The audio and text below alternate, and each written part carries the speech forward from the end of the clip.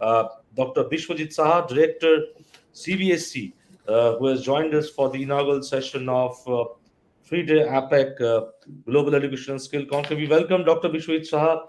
Thank you so much for joining us in the inaugural. Dr. Shah, let's have a CBSC perspective when it comes to campus hybrid learning. Your thoughts, Dr. Saha? Yeah, thank you, Mr. Chovik. And I was listening Professor Rama Mohan Rao. I think that digital campus is really need of the hour. We must think through, no matter how big or how small it is in terms of the populations we are going to cater or catering at this point of time. As Central Board of Secondary Educations, as we are roughly touching 2 crore family through our affiliated school. Definitely, pandemics has shown us a alternative pathway, and at the same time, as we are school board known for regular schooling, so definitely one way that hybridization's model will promote, we cannot undermine the technology, but at the same time, I think that purpose of schooling only through technology can be defeated after some time. Maybe so many things is possible. Uh, uh, all young entrepreneur at tech companies are definitely they are trying hard to give us a effective solutions which schools, college or university systems all are liking using it, and it would be the part of the ecosystems. Nobody can ignore or drop at certain point of time. So what essentially we are trying to drive at this point of time is that number one is teachers capacity development, and where I think technology use case is really phenomenally trying to, because we are targeting the mature populations, and through that the many dimensions we are able to open. And CBSC in during this pandemics, I think we try to reach more than 1 million teachers. It could be number in our, if we ask me what is the exact number of teachers in CBSC system, that is less than a million. It is touching 9,73,000. But overall, because there are teachers who has taken multiple capacity building program through us or through other platform also, so that is one primary things and which NEP has already touched upon by means of this conducive learning component, and also the component like national professional standard for the teachers, which already NCERT come up with a big document. So I request the August gathering to look into, because this is also a kind of things through which the future qualitative journey can be scripted. Number two is how we can promote multiple skill development initiatives in a hybrid mode, because that is also part of our discussions, and how the campus can be utilized further beyond 2 p.m. So most of the school, college, and university during their so-called working hour are defined. And beyond that, whether it is earlier before 8 or beyond 3, most of the campuses are ideal.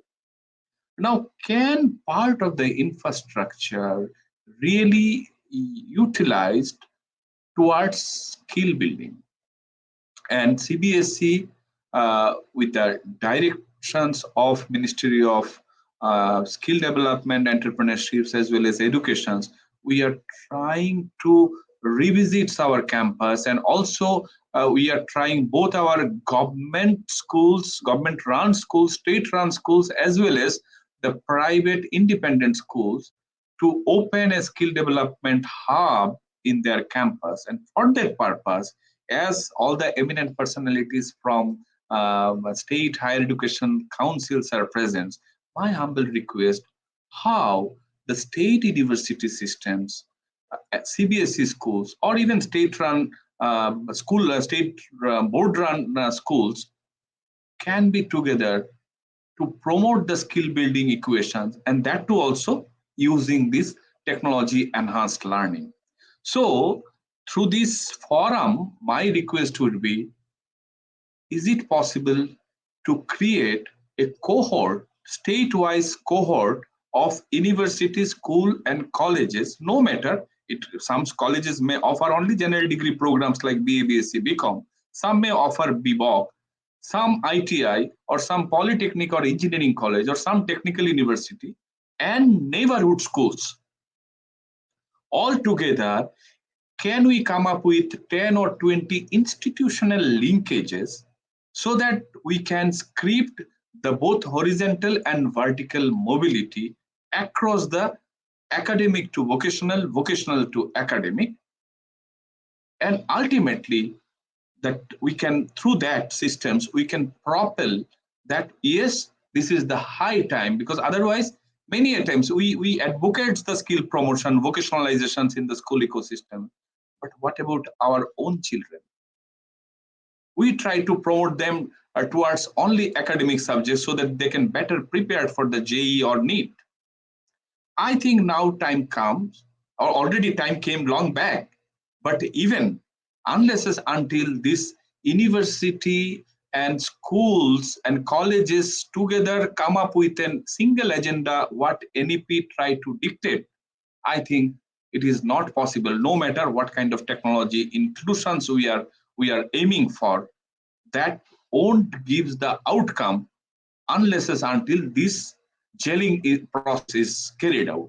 So my request to both, one with the startup, edtechs, as well as from the other side, the government and government representative who are holding the key positions in the policy decisions, I think there we can start with this kind of thing. So as representative from multiple states, both from Uttarakhand, Telangana, Andhra Pradesh, these progressive states, when come together, we are open. We are having some good dialogues with the Andhra government also. And we are open for discussions and also start a joint journey so that digital inclusions or digital fueled economy, whatever the global think tanks are just trying hard to give some solutions towards that, I think it is high time so that besides our academic subjects, how we can promote vocationalizations. This is CBSE's mandate. The second one is, as I have mentioned earlier, the teachers training. The other component, 2-3 points, Shavik, if there is a time for another 2-3 minutes, I will use, otherwise I'll pause here. Yeah, sure. You have 2 minutes. Okay. So we are going to look into the dynamics of early childhood educations, which NEP talks about, that foundations, literacy and numeracy. We come up with a corner in our websites where all these repository of various resource material, including fundamentals questionnaire, which the teachers community can utilize and parents can also look into. So from the side of higher educations, my request, how you can help us to create good questions, good item, and especially as NEP talks about competency-based examinations or assessment, there I think huge knowledge power along with the data power need to be embedded. And here, how we can really come up with a roadmap of this collaborative journey. Essentially, we are aiming for that. The number 2 is with reference to these foundations, especially from 358. The exit level examinations are already conducted by the school. Now, whether the competency, the class 3 level competency are really achieved by the child, for that every 3 years we conduct the NES. But now what CBSE is planning, that through these online mechanisms, so digital readiness, digital citizenships component we are trying to embed, and with that, how in the process of examination for 358, exit level non-threatening things would be conducted by the school, we are also going to conduct a special annual assessment based on the learning outcomes and competency narrated by the NCERT, so that just to cross-check the health of the child, whether he or she has achieved the learning outcomes at that level or not.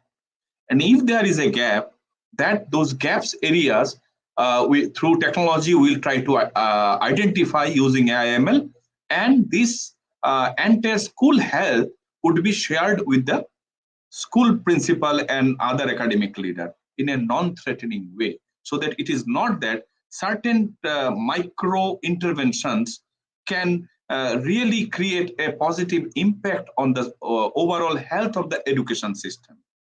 Gradually, then that confidence they will get, so that the real exit level of 10th and 12th, they can independently create their own story. The last agenda is related to school quality assessment and accreditation. So there is a huge diversity, and whether it is government ecosystems, private ecosystems, in private also affordable ecosystems, and another is so-called investment-wise profiling are going on. So there are good infrastructure-led schools, or somewhere that minimum standards are being fulfilled by the states or by the private individual. Now, how to equate these things? Because for us, every affiliated schools should come up with the same standard, so that the delivery mechanisms of the educations cannot be so-called subsidized or substandard. We don't want to name them. Rather, how the individual school can cross-check their health in terms of different components.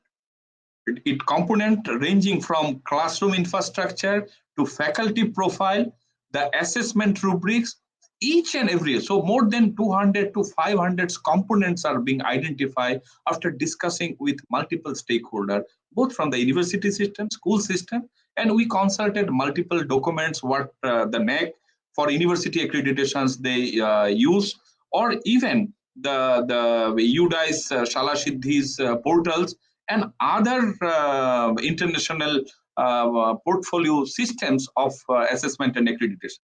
Now we are in a positions to just